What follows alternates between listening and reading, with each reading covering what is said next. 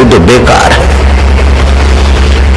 भरत को जो रोटी मिलती थी रूखी सूखी खा लेते थे, जो मोटे कपड़े मिलते थे वो पहन लेते थे। बोले जिस शरीर को जलाना है उस शरीर के लिए क्या कीमती कीमती चीजें जरूरी है क्या?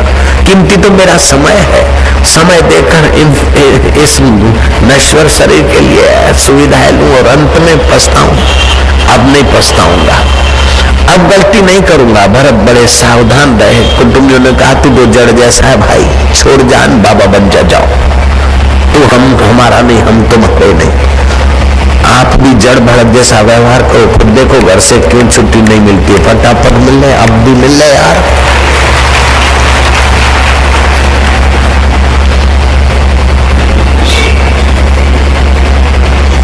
जड़ भरत, जड़ की नाई रहते थे, जड़ भरत नाम पड़ा। विचरण करते हैं, कहीं मिल जाता है, कंदमूल खाते पड़े रहते ईश्वर की मस्ती में। सिंध सौरभ देश का राजा शांति पाने के लिए जा रहा था। एक काहिर डोली उठाने वाला मजदूर बीमार पड़ा। किसी जंगली आदमी को पकड़ के ले आओ। हट्टे कट्टे जंगल में विचरण करने वाले जड़ भरत आए, लगाए दिए गए। संस्कार थे, नमे भक्त प्रणिष्यति। अजनाब खंड के राजा थे, तभी के ऋषभ देव के संस्कार पड़े थे कि प्राणी में तेरा ही स्वरूप है, किसी को पीड़ा अपनी पीड़ा है। आत्मवत पश्यत सर्वभूतेषु। ऐसी भारत की उन्नत संस्कृति।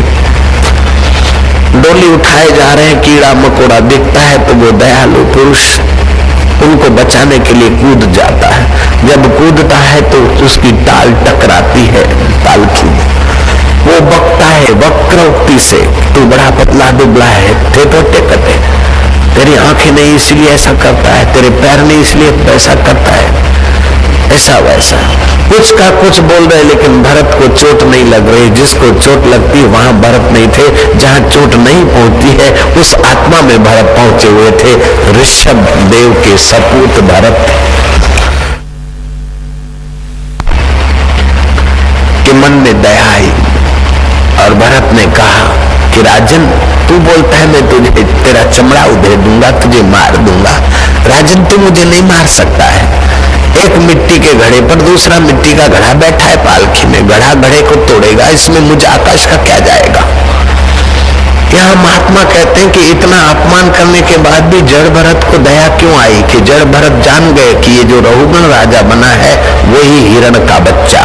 वैसे तो 100 जन्म के बाद वो मनुष्य बनता और पुण्य करता, योग्यता होती तो राजा बनता, लेकिन महात्मा के हाथ से वो घास या वो प्रसाद खाया है, इसलिए 100 जन्मों की यात्रा उसकी एक ही जन्म में पूरी हो गई। और राज्य मिलने के बाद भी महात्मा जैसी इसकी वृत्ति है, अभी भी वो महात्माओं के पास जा रहा है। एक अनाथ हिरणी का बच्चा, अनाथ बच्चा, और महात्मा के संपर्क में आता है। रहुगण राजा और राज्य वैभव के चक्का चौंध में अपना समय बर्बाद नहीं करता है और जाता है। सिंध सौरभ देश का राजा शांति पाने को, शांति के दाता पालकी उठा रहे। पता चला कि जिस ब्रह्मवेता को मैं खोजने जा रहा हूँ, संत को, उन्हीं से मैं पालकी उठवा रहा हूँ। जंप मार के उतरे, चरणों में पड़े, महाराज आप तो साक्षात परब्रह्म परमात्मा है, मुझ जैसे भोगी राजा का उद्धार करने के लिए महाराज आपका अवतार हुआ है। कपड़ों का ठिकाना नहीं, कोटिन सड़ी गली है, लेकिन 2 वचन ज्ञान के सुनकर रहुगण राजा कहते हैं कि महाराज आप तो साक्षात ब्रह्म है। महात्मा को महात्मा कहा तो क्या बड़ी बात है, क्या सम्मान किया। महात्मा को जब ब्रह्मात्मा और परमात्मा स्वरूप में देखो तभी तो उनका सम्मान है। सेठ को सेठ कह दिया तो क्या बड़ी बात है। सेठ को जब कुबेर भंडारी कह दो तो उसका सम्मान हो गया। बाबा को बाबा कह दिया तो क्या बड़ी बात है। महाराज आप तो साक्षात सच्चिदानंद है, ब्रह्म स्वरूप है, चैतन्य है, और आप तो महाराज आपका परिचय मैं क्या पूछूं। जड़ भरत ने कहा परिचय तू क्या पूछे, मैं देता हूं। अहम पूर्वा भरत नामो राजा। तू तो एक रियासत का राजा है, लेकिन पूरे अजनाब खंड का जो सम्राट था वो भरत में था। काल के चक्र में वो चीजें नहीं रही तो तेरा इतना सा राज लेके तू काय को यार पकड़े। मेरी 2 फार्म है, मेरी 2 फैक्ट्रियां है, मेरी 5 फार्म है, मेरे 5 आश्रम है, मेरी 5 दुकानें हैं, मेरे 5 बेटे हैं, मेरे 10 बेटे। ये क्या है? अजनाब खंड का एक छत्र सम्राट, जिसके 100 बेटे थे वे ऋषभ देव का भी राज्य नहीं रहा। राम गयो रावण गयो ताको बहु परिवार, कह नानक थिर कछु नहीं स्वप्ने जो संसार। महाराज के चरणों में श्रद्धा भक्ति करते हुए ऋषभ देव के सपूत भरत, जड़ भरत बने थे, उनके चरणों में सिंध सौरव देश के राजा राहुगण ने शांति मांगी। महाराज राज्य है, सब कुछ है, लेकिन हृदय में शांति और परम शांति की कमी है, जिस कमी के कारण सब कुछ मिलने के बाद भी कुछ न कुछ चाहिए, और वो शांति मिल जाए तो कुछ भी न हो फिर भी हम बादशाह हैं। जड़ भरत ने कहा, जब तक ब्रह्म ज्ञानी महापुरुषों की चरण रज में स्नान नहीं करेगा तब तक राजन परम शांति नहीं मिल सकती। भगवान राम और कृष्ण भी अवतार लेकर आए तो ब्रह्म बेटा गुरुओं के चरणों में शीश नवाए। तो राहुगण, तू राजा है और मैं काहिर हूं और मेरा इन पर अधिकार, ये भ्रांति की भाषा कब तक तू विचारेगा? जाग मुसाफिर।